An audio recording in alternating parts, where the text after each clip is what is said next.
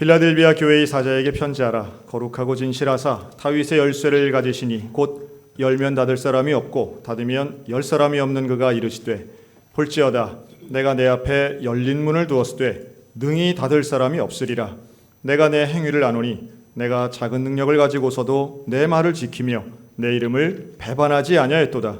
보라, 사탄의 회당 곧 자칭 유대인이라 하나 그렇지 아니하고 거짓말하는 자들 중에서 몇을 내게 주어 그들로 와서 내 발 앞에 절하게 하고 내가 너를 사랑하는 줄을 알게 하리라. 내가 나의 인내의 말씀을 지켰은즉 내가 또한 너를 지켜 시험의 때를 면하게 하리니 이는 장차 온 세상에 임하여 땅에 거하는 자들을 시험할 때라. 내가 속히 오리니 내가 가진 것을 굳게 잡아 아무도 내 면류관을 빼앗지 못하게 하라. 이기는 자는 내 하나님 성전의 기둥이 되게 하리니 그가 결코 다시 나가지 아니하리라. 내가 하나님의 이름과 하나님의 성 곧 하늘에서 내 하나님께로부터 내려오는 새 예루살렘의 이름과 나의 새 이름을 그 이 위에 기록하리라. 귀 있는 자는 성령이 교회들에게 하시는 말씀을 들을지어다. 오늘은 교회 회복을 위한 7교회 시리즈 6번째 시간입니다.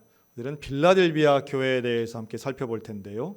이제 다음 주면은 이제 7회가 다 끝납니다. 이제는 좀 익숙해졌죠? 한번 따라할까요? 에서버, 두사빌라.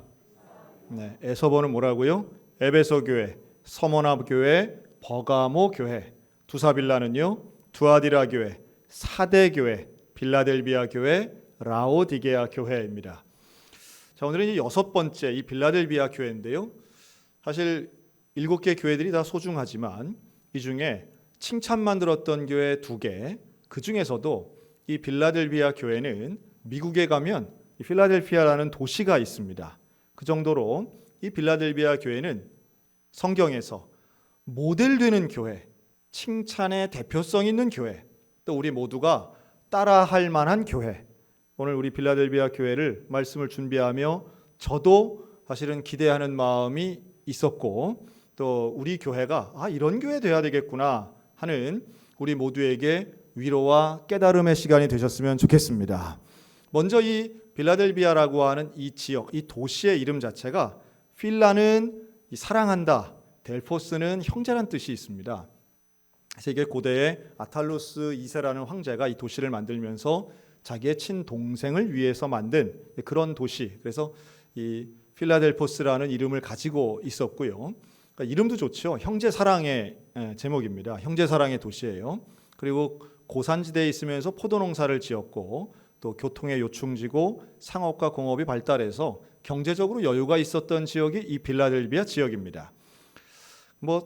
지역의 특성보다 더 중요한 건 교회죠. 그런데 이 빌라델비아 교회를 하나님 이렇게 칭찬하십니다. 너희가 작은 능력으로 순종하고 배신하지 않은 교회. 이 작은 능력이라고 하는 단어가 빌라델비아 교회를 대표하는 단어 중에 하나인데요. 우리는 이 작다라고 할 때에 이 빌라델비아 교회의 능력이 여러 가지가 있었겠지만 이 영적 능력을 이야기하는 건 아닙니다. 그러니까 소위 말하는 사회적 능력이 좀 사람들이 볼 때에 작았다 이렇게 보여지는 것이죠. 빌라델비아 교회는 7개 교회 중에 연륜이 제일 짧습니다. 제일 늦게 세워진 교회란 뜻이죠. 그리고 모이는 사람들의 숫자도 적었던 것 같습니다. 또 그 지역에서 소위 말해 돈 있고 영향력 있는 사람들이 모였다기보다 배움이 작고 가진 것 없고 힘이 없는 사람들이 모였을 가능성이 높은 것. 이게 바로 작은 능력으로 표현되는 빌라델비아 교회의 현상이었습니다. 오늘 우리들도 소위 말해 작은 교회 이러면 사람이 좀 적게 모이는 교회 이렇게 우리가 일반적으로 인식하는 경향이 있는데 필라델비아 교회는 한마디로 얘기해서 사회적으로 약한 교회, 작은 교회, 규모가 적은 교회였다는 거죠. 사람의 눈은 이 작은 것에 주목합니다. 하지만 하나님은 작은에 주목하는 것이 아니라 능력에 주목한 줄로 믿습니다. 지금 연일 계속되는 뉴스 속에 하루하루가 다른 상황에 살고 있습니다. 지금 전 세계에 살고 있는 인류 중에 그 누구도 경험하지 못한 특정 질병에 전 인류가 영향을 받고 있는 첫 사례라고 볼 수 있겠죠. 물론 인류 역사 속에는 그런 일들이 있었습니다. 가장 최근의 것은 1차 세계대전 때의 스페인 독감 정도를 얘기하고요. 그 이전에도 무슨 흑사병이라든가 천연두 같은 이러한 인류를 괴롭히던 질병은 물론 있었지만 지금 우리가 경험하는 것은 최소한 지금 살아있는 인류 중에는 단 한 번도 경험한 적이 없는 위기를 겪고 있다, 이렇게 볼 수 있어요. 그러다 보니 나이의 많고 적음이나 인종이나 지역이나 문화권과 상관없이 모두가 어려워하고 있습니다. 다만 그 결이 조금 다른데요. 지난 주간에도 스페인에서는 대규모 시위가 일어났습니다. 수만 명의 사람이 모여서 시위를 했는데요. 그 시위의 주제가 바로 마스크 반대였습니다. 국가가 개인에게 죄를 짓지 않았는데 억지로 마스크를 씌우는 것은 개인의 자유를 침해한다는 내용이었습니다. 지금 여기에 우리의 생각보다 훨씬 많은 유럽인들이 동조하고 있습니다. 프랑스도 마찬가지고요. 미국도 그런 분위기가 상당히 많죠. 그분들이 볼 때는 대한민국은 중국과 비슷하게 개인의 자유가 억압되고 있는 나라라고 지금 생각들 하고 있더라고요. 우리가 볼 때는 아주 한심하고 무식한 방역에는 일도 모르는 저런 유럽인들 이렇게 생각하지만 나라마다 상황이 조금씩 다릅니다. 개인의 자유와 국가 간의 개인의 방역이 충돌하는 지점들이 있고요. 뿐만 아니라 처음 시작점이라고 생각되는 중국의 우한은 지금 매일 밤마다 대규모 워터파크 파티가 열리고 있습니다. 끝났다는 거죠. 우리가 최고라고 하는 자신감이 묻어나고 있습니다. 미국의 해변에는 젊은이들이 인산인해를 이룹니다.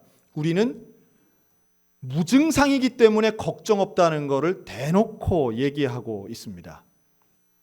이래도 되는 건가 하는 분위기가 있는 거죠. 그런데 우리 대한민국은 조금 결이 다릅니다. 현재 대한민국에서의 코로나19에 대한 가장 관심도 높고 사람들의 여론의 방향은 바로 교회 때문이다라고 하는 겁니다. 현재의 재확산은 교회 때문이다. 무슨 교회 발, 교회로부터 시작한 전염이 이렇게 퍼지고 있다는 인식이 전 국민 대다수인 것처럼 언론에선 이야기하고 있습니다. 교회가 혐오당하고 있지요. 아직도 교회 가고 있는가? 아직도 예수 믿고 있는가? 아직도 개신교에 몸담고 있는가? 아주 한심하다는 시각과 손가락질이 난무하고 있습니다. 그런데 더 우려스러운 것은 교회 밖에서만의 상황이 아니라 교회 안에서도 교단별로 지역별로 서로 간에 내탓 공방을 하고 있는 우리 교회들의 모습입니다. 과거에도 있었지만 분명히 교회 안에 있었던 어떠한 분쟁의 원인들이 이제는 이 코로나19 상황에서 노골적으로 드러나고 있습니다. 힘을 합해도 해결할까 말까한 위기의 상황 속에 교회의 지도자들 또 교단을 대표하는 분들끼리의 분쟁과 분열의 소식은 정말 많이 들려오고 있습니다. 그러나 제가 이 사태 속에 가장 안타깝게 보는 지점은 사회가 우리를 향한 손가락질, 교회 안에 하나 되지 못하고 서로 하는 내탓 공방보다 더 저의 마음을 어렵게 하고 두렵게 하는 것은 바로 이러한 분위기와 이러한 갈등 속에서 신앙을 잃어버릴지 모르는 우리의 다음 세대에 대한 걱정입니다. 목사님들은, 장로님들은 아무리 멱살 잡고 싸운다 할지라도 끝까지 그리스도인일 것입니다. 그런데요, 우리의 다음 세대는 사회로부터 비판받고 내부적으로 하나가 되지 않으면 슬그머니 사라질 것입니다. 신앙을 잃어버리고 교회를 떠난 많은 사람들의 고백은 바로 누가 옳으냐의 문제가 아닌 다툼의 문제, 서로 미워하고 원망하는 모습을 보았을 때 사람에 대한 실망이 결국 신앙을 포기하게 하는 것, 우리가 참 많이 보고 경험한 일들입니다. 지금 현재의 위기는 결국 올해 2020년도만 놓고 본다면 전국에 있는 교회가 여름 교육이 실종되었습니다. 성경학교 수련회가 사라졌습니다. 가장 중요한 시기에 저는 최소한 수십만 명의 중학생들의 영혼을 잃어버리지 않았을까 하는 생각에 저의 마음은 한없이 답답합니다. 질병 자체의 문제가 아닌 신앙의 전수가 단절되고 있는 이 영적 위기, 여기에 우리 교회가 어떤 역할도 하지 못한다라고 하는 무력한 자괴감까지 들고 있는 시절이라는 말씀이에요. 사회가 손가락질합니다. 집에서는 가족들이, 부모들이 서로 간에 비난하고 욕합니다. 그러면 그것을 듣는, 그것을 보는 우리의 어린 자녀들은 교회 안 되겠구나, 실망이야. 사람에게 실망하고 교회에게 실망하면 가장 본질적인 예수님에 대해서는 만나볼 기회도 없이 떠나버린다는 거예요. 여러분, 이 시간 우리가 정말로 기도해야 될 부분이 있습니다. 모두가 금지된 것 같지만 여러분, 우리가 볼 때는 체육시설, 문화시설, PC방 다 문 닫는 것 같지 않습니까? 그런데 이 시간에도 꼬박꼬박 나가는 사람들이 있습니다. 고등학교 3학년들입니다. 한 번도 금지된 적이 없습니다. 왜 그럴까요? 교육이 중요하기 때문입니다. 여기에 그 누구도 반대하지 않아요. 여러분, 우리 신앙교육을 어떻게 생각하고 있습니까? 어떤 상황에도 다음 세대 교육에 대해서는 어떤 문화권에서도 이걸 포기하지 않고 있는데 우리는 내 탓 공박하고 서로 저주하고 비난하면서 우리의 자녀들의 영성이 메말라가는 거에 대해서는 아무 관심이 없으면서 지나가는 거 아닌가라는 생각이에요. 빌라델비아 교회는 작은 능력이었지만 그 어떤 초대교회보다, 그 어떤 소아시아 교회보다 가장 긴 역사를 가지고 1000년 넘게 운영된 교회였습니다. 그 비결은 그들에게 규모에 있었던 것이 아니고 결국은 신앙의 전수에 있었던 것이며, 인내의 말씀을 지킬 때에 빌라델비아 교회의 후손들은 교회 자체의 규모는 크지 않았을지 몰라도 그 다음 세대들은 부모님의 신앙을 대대로 물려 하나님을 믿는 교회가 되었다라고 하는 사실입니다. 많은 사람들이 포스트 코로나를 이야기합니다. 코로나 시대 이후에 어떻게 될 것인가? 저는 다른 건 잘 모르겠는데요, 교회에 대한 평가는 분명히 달라질 겁니다. 그 이전에는 사람 많이 모이는 교회, 좋은 교회, 건물이 큰 교회, 유명한 교회, 좋은 교회, 이런 평가 있었다면 코로나 시대 이후에는 숫자와 규모는 절대적인 평가 기준이 진짜로 안 될 거예요. 그때부터는 정말 본질에 집중하고 있는가, 그리스도인인가, 하나님의 말씀을 지키고 있는가, 진짜인가라고 하는 것이 좋은 교회의 기준이 될 거라고 믿고 그렇게 되기를 소망하고 있습니다.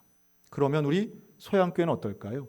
여러분, 우리 교회는 과연 코로나 이후에 하나님의 교회로서 본질에 집중하고 인내의 말씀을 지키며 하나님의 말씀을 올바로 전하는 교회다운 교회가 될 수 있을까요? 빌라델비아 교회는 그런 우리에게 모델을 제시한다고 저는 믿습니다. 이 교회를 향해 하나님 이렇게 약속하십니다. 너희가 인내의 말씀을 지켰고 나에게 순종했고 적은 능력으로도 배신하지 않았기 때문에 너희는 앞으로 하나님 성전의 기둥이 될 것이다. 10절에 이렇게 말씀하세요. 하나님 성전의 기둥이 된다. 사실 천국에 기둥이 필요하진 않습니다. 그런데 이 말은 물론 비유를 사용하는 것이죠. 당시에 이 빌라델비아 지역은 50년이 되기 전에, 기원 후 50년 되기 전에 두 번의 큰 지진을 경험합니다. 그래서 건물들이 많이 무너지고 사람들이 참 어려움을 당한 자연재해를 경험합니다. 그러다 보니 뭐의 중요성을 깨닫느냐 하면 건물에 있어서의 기둥의 중요성을 깨닫게 되지요. 고대 유적지 가면 다른 건 없는데 기둥만 서 있는 이런 건물들 보게 됩니다. 그만큼 기둥 세우는 것에 연구도 많이 하고 투자도 많이 했다는 것을 알 수 있습니다. 건물의 중요성을 알았던 거죠. 이 빌라델비아 지역 사람들은 건물의 기둥이 얼마나 중요한가를 잘 알았기 때문에 하나님 성전의 기둥이라는 표현을 했을 때 이게 어떤 의미라고 하는 게 다가오는 거예요. 저는 이것을 기둥의 영성이라고 말씀드리고 싶습니다. 이 기둥의 영성을 세 가지만 말씀드리면, 첫째는 기둥은 쉽게 보이진 않습니다. 여러분, 지금 이 건물에 기둥이 있을까요? 없을까요? 우리 본당에? 있습니다. 어디 있어요? 잘 몰라요. 잘 안 보이니까요. 물론 건축 양식에 따라서 기둥을 노출시키는 건물들도 있지만, 이렇게 기둥은 벽체나 외벽으로 인해서 감싸지기 때문에 기둥은 잘 보이진 않습니다. 하지만 분명한 건 기둥은 지금도 있습니다. 기둥은 대체되지 않습니다. 문짝은 바꿀 수 있어도 기둥을 바꾸진 않습니다. 건물을 재건축을 해도 그 기둥은 남겨놓는 거죠. 만약 기둥을 없애야 된다, 기둥을 바꿔야 된다라고 하면 건물을 새로 짓는 걸 의미하는 겁니다. 기둥은 분명히 존재합니다. 우리가 사람이나 교회도 마찬가지죠.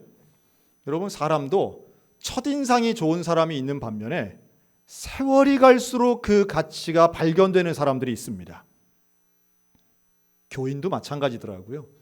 교회도 처음 볼 때는 이분이 이 교회의 무슨 대표 일꾼인가 보다 했는데 한 1년, 2년 지나고 보면 이분은 그냥 목소리가 큰 분이구나 하는 걸 알게 되고요. 진짜 일꾼은 조금 시간이 걸려서 그렇지 이분 진짜 일꾼이구나, 이분 정말 이 교회의 기둥 같은 분이구나 라는 것을 발견하게 됩니다. 저는 우리 소양교회에 와서 우리 장로님 중에 기둥 같은 분들, 우리 권사님들 중에 그런 기둥 같은 분들 발견할 때 얼마나 감격스러운지 몰라요. 저는 교회도 마찬가지라고 봅니다. 교회도 세상적으로 유명한 교회가 있습니다.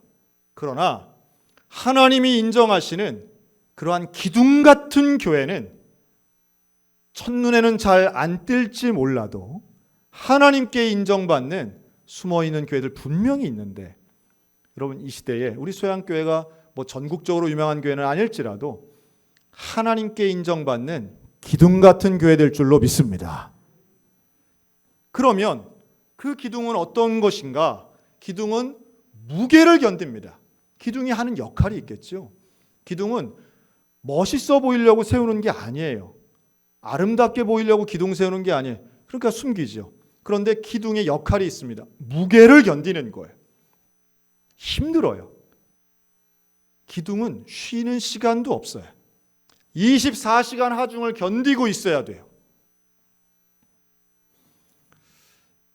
한국교회가 이러한 역할을 해야 됩니다. 대한민국에서 가장 힘든 위치에 교회가 있어야 되지 않나 하는 생각을 합니다. 항상 생각하는 거죠. 쉬지 않고 생각하고 기도하고 깨어 있어야 됩니다. 여러분, 지난 며칠 동안 비가 참 많이 왔어요. 여러분, 만약에 내가 살고 있는 우리 집에 비가 샌다고 한번 생각해 보세요. 그거 얼마나 곤란하겠어요. 그런데 그때에 기둥 같은 일꾼들은 무슨 생각하는지 아세요? 우리 교회도 혹시 비가 새지 않을까? 이런 생각한단 말이죠. 아주 단편적인 이야기지만 기둥 같은 일꾼은 항상 교회에 대해, 항상 하나님의 일에 대해, 항상 예수님의 생각에 대해 집중하고 인식하고 깨어있다라고 하는 말씀이에요. 주일날만 교회 생각하고 주중에는 세상 생각하는 게 아닙니다. 주일이나 주중이나 항상 하나님의 원리대로 살려고 애를 쓰고 예수님과 동행하려고 하고 그 인내의 말씀을 지키려고 하는 사람. 여러분, 그런 기둥 같은 일꾼은 무게를 견디는 걸 당연시 여기고요. 힘들고 참 버거울 때 있을지라도 그것이 사명이라고 인정한다라는 말씀이에요. 그래서 이런 분들은요, 제가 한 문장만 소개합니다. 한번 따라 하실까요? 기둥 같은 일꾼은 기분이 나빠도 시험에 들지 않습니다.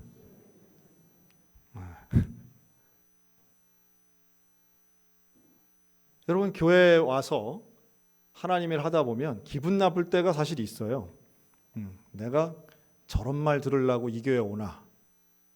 하여튼 용서하세요. 내가 저런 사람한테 이런 말 들으려고 여기 있나? 이런 생각할 때가 있습니다. 기분이 나쁜 거죠. 그런데 기분이 나쁜 건 사람이기 때문에 이런저런 이야기 들으면 다 기분 나쁜 건 당연한 겁니다. 기분 나쁜 것까지 없앨 수는 없어요.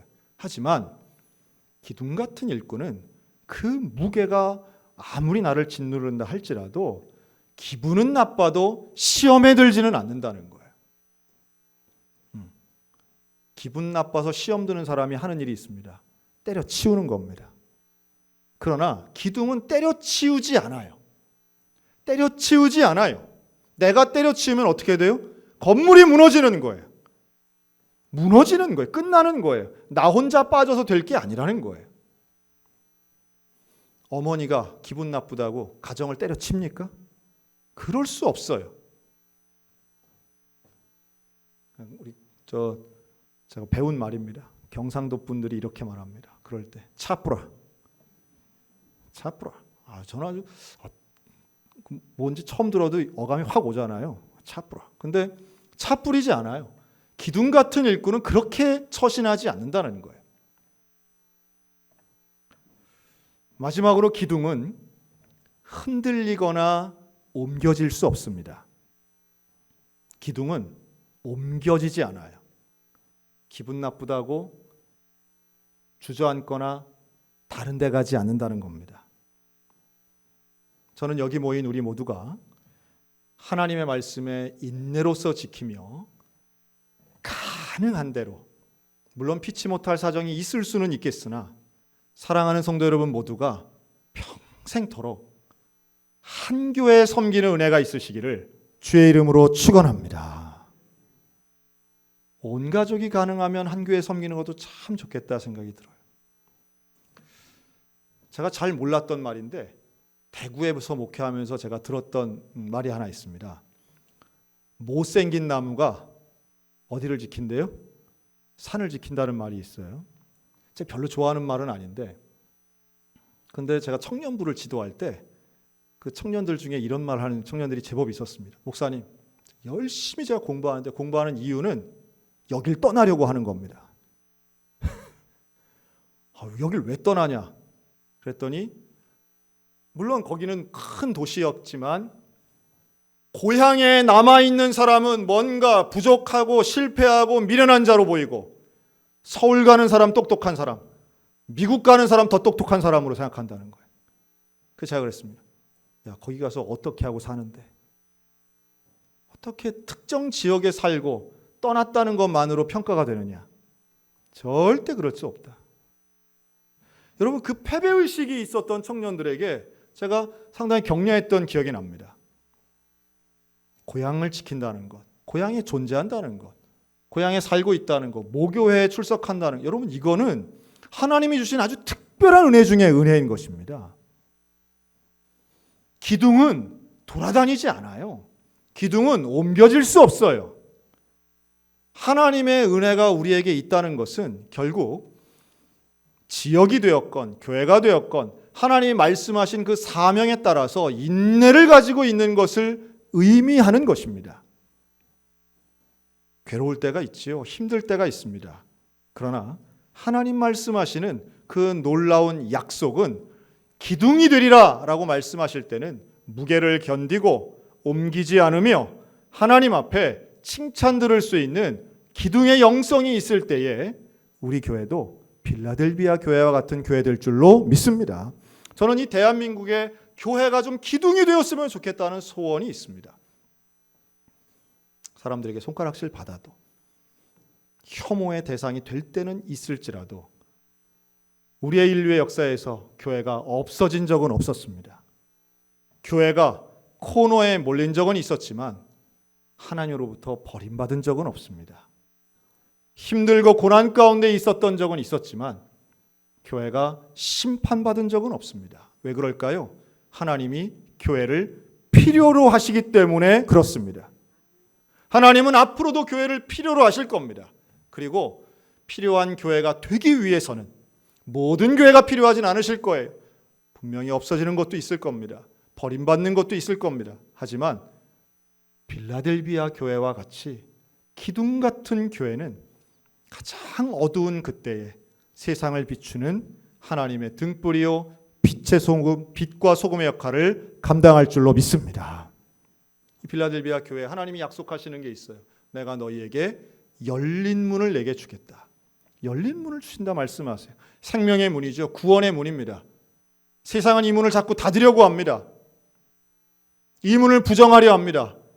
그러나 빌라델비아 교회에 주신 이 문은 결국 생명의 문이고 이 문을 통해 우리는 하나님의 면류관을 볼 수 있다고 약속하고 있는 거예요. 사랑하는 성도 여러분, 이때에 인내의 믿음을 가지고 구원의 열린 문을 향하여 오늘도 달려가는, 그리고 함께 가는 주의 자녀들 되시기를 주님의 이름으로 축원합니다. 선교의 문, 전도의 문이 자꾸 닫히는 것처럼 느껴집니다.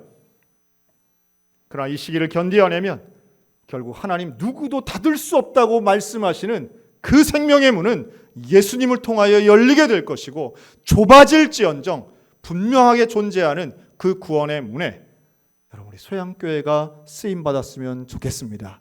인내의 말씀으로 이 시험을 견뎌내었으면 좋겠습니다. 하나님의 은혜가 우리와 함께 하실 것이고 빌라델비아 교회와 함께 하신 그 하나님이 오늘 우리와 함께 하실 줄로 믿습니다. 그 주님의 손 굳게 붙잡고 낙심과 절망이 아닌 소망과 사명을 가지고 기둥의 영성으로 이 시기를 이겨내는 하나님의 성도 면류관 받는 우리 소양교회 되시기를 주님의 이름으로 축원합니다.